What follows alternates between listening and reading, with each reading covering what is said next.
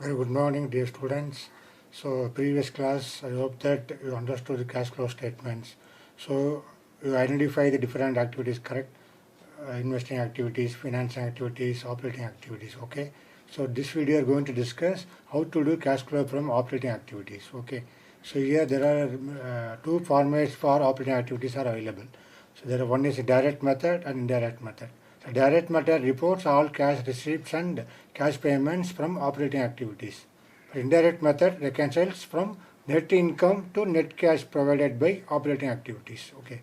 So the two methods have no effect on investing or financial activities. Okay. So the method only here only you have to discuss indirect method. Okay. So what is the format for cash flow statements? Again I tell once again. So indirect is nothing but reconciles from net income to cash provided by operating activities. Then direct method reports all cash receipts and all cash payments, okay, from operating activities. So naturally the confusion will come, which is better method, cash flow method or cash flow direct method or cash flow indirect method. But mostly as per the information preparing the statement of cash flow, mostly the usage of method is, see here the graph is given. It's indirect and direct methods. Companies favor the indirect method for two reasons. Okay, it is easier and less costly to prepare, and it focuses on the difference between net income and net cash flow from operating activities. Okay, that's the idea here. See, the mostly 98.8% they are favoring choosing for indirect method. Only 1.2% direct method. Okay, now we're going to discuss the how we are going to discuss indirect method for cash flow from operating activities. So there are totally calculating cash flow from operating activities for indirect method. So you have to follow totally 5 steps. Okay. Step number 1, determine net profit before tax and extraordinary items. That is very, very important. Okay. Then step 2, determine operating profit before working capital changes. Then step 3, calculate cash generated from operations, nothing but operating activities. Then step 4, calculate cash flow from operating activities before extraordinary items. Then finally step 5, calculate cash flow from or used in operating activities. That's it, totally 5 steps. Okay, now we are going to discuss every step accordingly. Okay, then step 1, determine net profit before tax and extraordinary items. Okay, for that, first of all, this is the format of cash flow statement up to the operating profit before working capital changes. Okay, see here, the cash flow from operating activities, we have to add net profit as per profit and loss account, or difference between closing balance and opening balance of profit and loss account. Okay, so accordingly you can identify net profit. Then we want to add and list. What are the items to be added? Like transfer to reserve, proposed dividend for current year, interim dividend for paid during the year, then provisions for tax made during the current year, then extraordinary item if any debited to the profit and loss account, then less again extraordinary item if any credited to the profit and loss account, then refund of tax credited to profit and loss account. Okay, then you will have understood net profit before taxation and extraordinary items. Okay, thereafter we want to again do adjustments for non-cash and non-operating items. Here what is the meaning of non-cash items and non-operating items you will understood later. Okay, so again we want to add what are the non-cash items to be added, like depreciation, preliminary expenses, discount on issue of shares and debentures. Okay, then written off, goodwill, patents, trademarks amortized, interest on borrowings and debentures, loss on sale of fixed assets. Then again less. What are the items to be deducted as a non-cash? Then non-operating. Okay, interest income, dividend income, rental income, profit on sale of fixed assets. What is non-cash means? Not through the business, correct? So whatever the cash you received or whatever the cash you pay, not because of the business. That's what we are going to learn. So finally, operating profit before working capital changes. Okay, A plus B plus C. This is what the format. Okay. So after this, we want to know why we discussed now some add and less. Here we want to know the reasons for adding or deducting items. First, it's a very important thing, dividend paid. Okay. Here we know there are two types of dividend. First one is interim dividend. Okay. It is declared, approved by the board and paid within 7 days of it being declared. Okay. It is added to the determine net profit before tax and extraordinary items because it is an item of finance activity. Okay. And payment thereof is shown as outflow of cash under finance activity. A treatment of internal dividend to calculate cash flow from operating activities as follows. So again here we want to add our dividend paid, add to the current year's profit. Okay, the reason for adding. Then show as cash issued in finance activities. Two way, here also we want to add, then finance activity also is shown as outflow. Okay, two places, one in operating activity, another in finance activity. Okay, that's what your dividend paid. Then go for the another dividend, proposed or final dividend. So in the current year, proposed dividend of previous year will be declared, approved by the shareholders in their annual general meeting held after the end of the financial year. Okay. So once financial year end, they discussed to provide for the final dividend, proposed dividend. Okay. The dividend proposed by the directors for current year is shown in the notes to account as a contingent liability. Correct? So contingent liability not provided in the books of account. Okay, just in notes to account only we are showing. So what is contingent liability? It may or may not happen. Correct? So it is accounted in the books after it is declared by the shareholders. So once after the approval by the shareholder only, we have to show in the accounts. Okay, that's what the two type of dividend. One is interim dividend and final dividend. Okay. Then the second one, transfer to reserve. Again, transfer from surplus balance in statement of profit and loss to other reserves is added to net profit because it is an appropriation of net profit for the year. Okay. When you are going to allocate reserve, once you have money only, you are going for the reserve. Okay. There is no profit, we can't allocate the reserve. That's why here very, very important. It will shown as a appropriation of profit. Okay.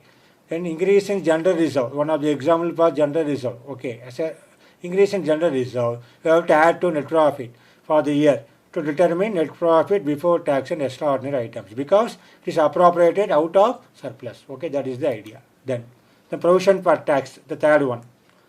It is an estimate of tax liability for current year. Okay, you have idea how much you want to pay. Further, we are going to provide for tax. Okay, suddenly you can't pay tax. Correct. That's why every year you have to provide for the tax. So provision for tax like provision for expenses is added to the net profit because it is not a payment of tax. Correct. There is no outflow of cash. Okay. That's why you want to show again profit. You can't deduct from the profit. Correct. That's what you want to add the reason. Then fourth one, taxes on income and refund of tax. That is very important one. As income tax paid, net of tax refund is shown as an operating activity separately. Correct. If the tax paid is related to financing or investing activity, it is shown as a financing or investing activity. Okay, depends.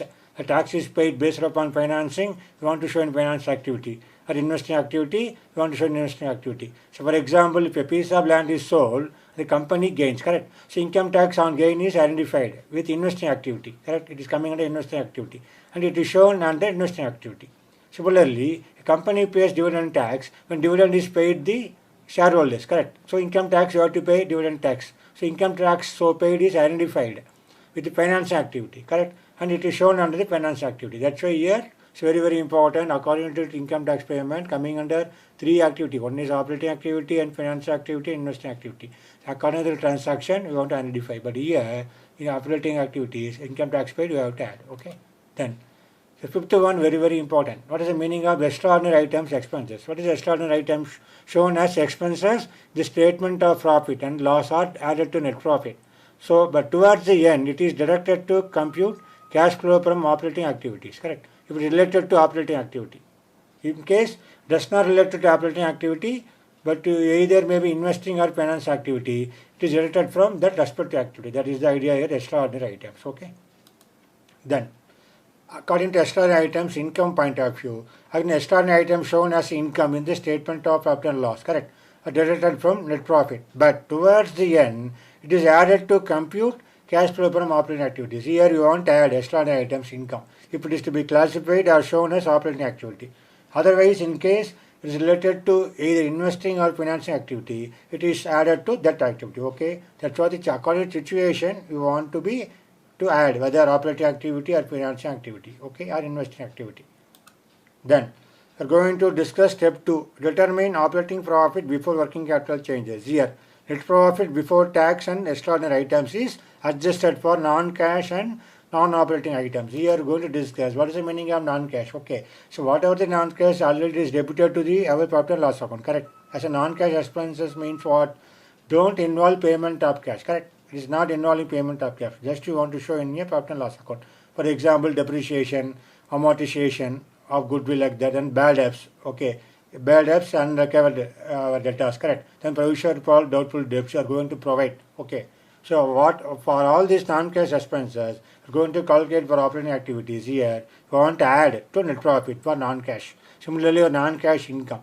Here also, the cash incomes not in all receipt of cash. Only you have to show in your income in your profit and loss account. So writing of a liability, correct? See earlier you were writing of a liability, but you want to show as income. Again debts written off. Okay. So whatever your debts write off, you want to show as income. Then excess provision. Earlier you provided excess, now you return back. Okay.